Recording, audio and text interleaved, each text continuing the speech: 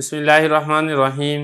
مرقات کے مقدمے کے سبق نمبر 7 میں خوش آمدید۔ گزشتہ سبق کے اندر ہم نے منطق کی ضرورت کیا تھی ہم نے وہ پڑھی تھی۔ آج کے سبق کے اندر ہم یہ پڑھیں گے کہ علم منطق کو منطق کیوں کہتے ہیں، یا اسی طرح علم میزان اسے کیوں کہا جاتا ہے۔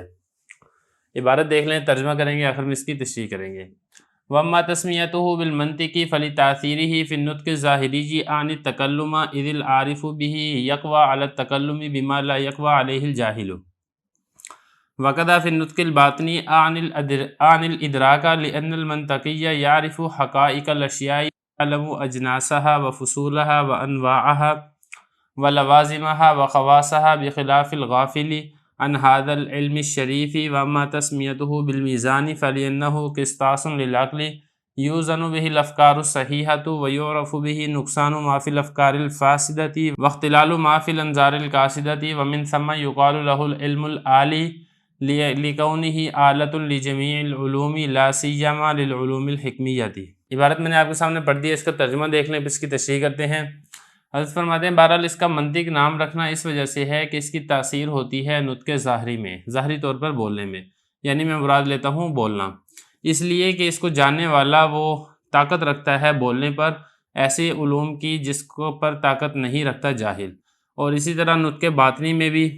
میری مراد ہے ادراک، یعنی پہچاننا، اس لیے کہ منطقی وہ چیزوں کی حقیقت کو پہچانتا ہے اور وہ جانتا ہے چیزوں کی اجناس کو اور فصل کو اور انواع کو اور لوازم کو اور اس کی خاصیات کو، بخلاف غافل کے اس علم شریف سے۔ بہرحال اس کا نام میزان رکھنا اس وجہ سے ہے کہ یہ ترازو ہے عقل کے لیے، اس کے ذریعے سے افکار صحیحہ کا وزن کیا جاتا ہے اور اس کے ذریعے سے پہچانا جاتا ہے فاسد افکار کے اندر نقصان کو، اور انظار یہ نظر کی جمع نظر و فکر، خراب نظر و فکر میں خلل کو پہچانا جاتا ہے، اور اسی وجہ سے کہا جاتا ہے اس کو علم عالی بھی،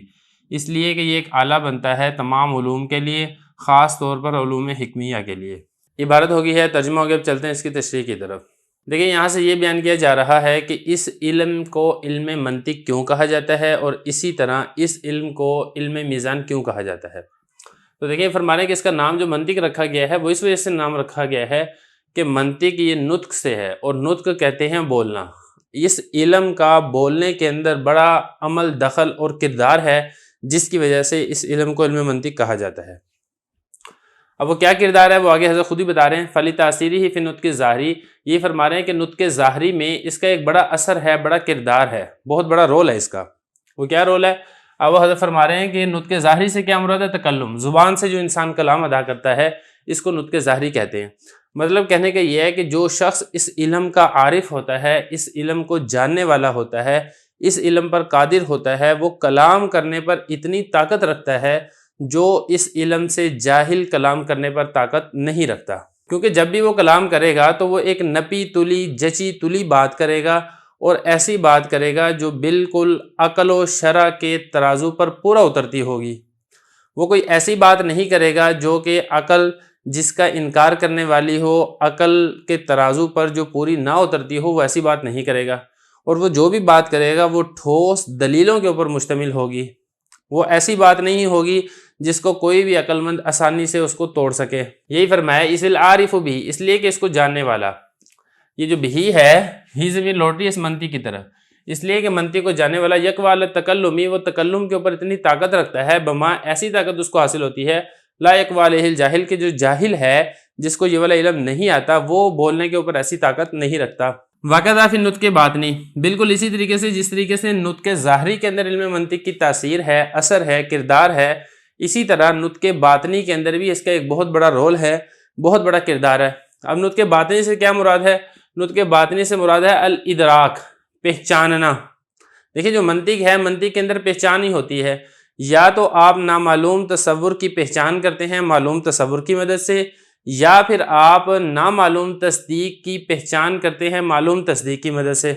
تو خلاصہ پوری منطق اگر ہم نکالیں گے تو وہ صرف ایک لفظ کے اندر نکلے گا، اور وہ لفظ ہے ادراک۔ تو یہ فرمایا کہ جو منطقی شخص ہے وہ چیزوں کی حقیقت کو پہچان لیتا ہے، وہ کوئی بھی چیز ہے وہ دیکھے گا کہ آیا یہ جنس ہے یا نوع ہے یا فصل ہے، آیا یہ چیز اس کے خاصیات میں سے ہے، آیا یہ چیز اس کے لوازمات میں سے ہے، آیا یہ چیز اس کی حقیقت کے اندر داخل ہے یا اس کی حقیقت سے خارج ہے۔ یہ ساری چیزیں جو ہیں چونکہ علم منطق کے اندر پڑھائی جاتی ہیں، علم منطق کے اندر سکھائی جاتی ہیں، اس لیے منطقی جو شخص ہے وہ آسانی سے اور بالکل درست طریقے سے نتیجے تک پہنچ جاتا ہے۔ یہ فرمایا کہ جو منطقی ہے وہ چیزوں کی حقیقت کو پہچانتا ہے اور چیزوں کی جنس کو پہچانتا ہے، فصل کو پہچانتا ہے، نوع کو پہچانتا ہے، لوازمات اور خواصات کو پہچانتا ہے۔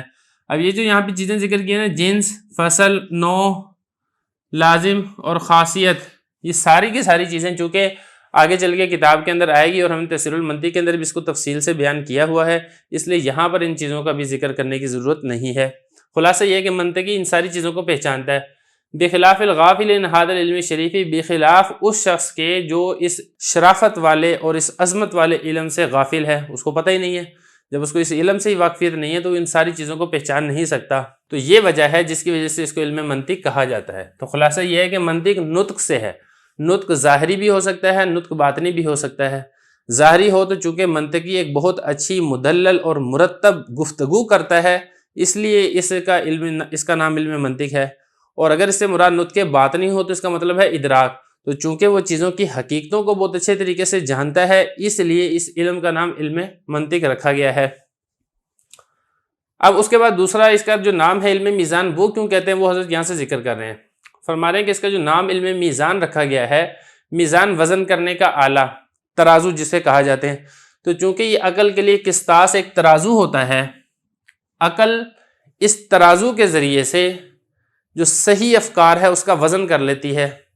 جو صحیح نظر و فکر ہے، صحیح رزلٹ ہے، صحیح نتیجہ ہے، اس تک پہنچ جاتی ہے، اور اسی طریقے سے عقل اسی ترازو کا استعمال کرتے ہوئے جو غلط فکر ہے، غلط نتیجہ ہے، غلط رزلٹ ہے، اس سے اپنے آپ کو بچا لیتی ہے۔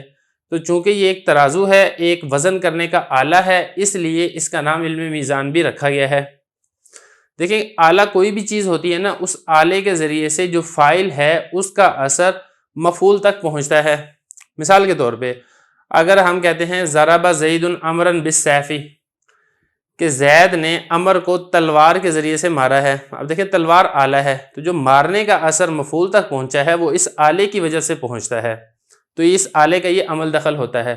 تو اسی طریقے سے جو عقل ہے، عقل کے لیے بھی یہ ایک آلے کا کام دیتی ہے، عقل اس آلے کو استعمال کرتے ہوئے صحیح افکار تک پہنچ جاتی ہے، اور نظر و فکر میں غلطی کرنے سے عقل اپنے آپ کو بچا لیتی ہے۔ یہ فرمایا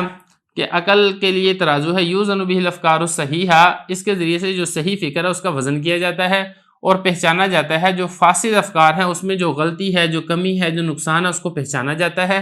اور اس خلل کو پہچانا جاتا ہے جو کہ انظار یا نظر کی جمع ہے، نظر و فکر کہتے ہیں، نظر و فکر قاصد خراب، جو خراب نظر و فکر ہے اس میں جو خلل واقع ہو رہا ہے اس کو اس آلے کے ذریعے سے پہچانا جاتا ہے۔ وَمِن ثَمَّ يُقَالُ لَهُ الْعِلْمُ الْعَالِي، اسی وجہ سے اس کا نام علم عالی یعنی اعلیٰ والا علم بھی رکھا جاتا ہے۔ کیوں؟ اس لیے کہ تمام علوم کی پہچان کرنے کے لیے ایک آلے کے طور پر استعمال ہوتا ہے، بالخصوص جو علوم عقلیہ ہیں، جو علوم حکمیہ ہیں، ان کی پہچان کرنے کے لیے تو یہ خاص طور پر ایک آلے کا کردار ادا کرتا ہے، اسی وجہ سے اس کا نام علم میزان بھی ہے، اسی وجہ سے اس کا نام علم منطق بھی رکھا گیا ہے۔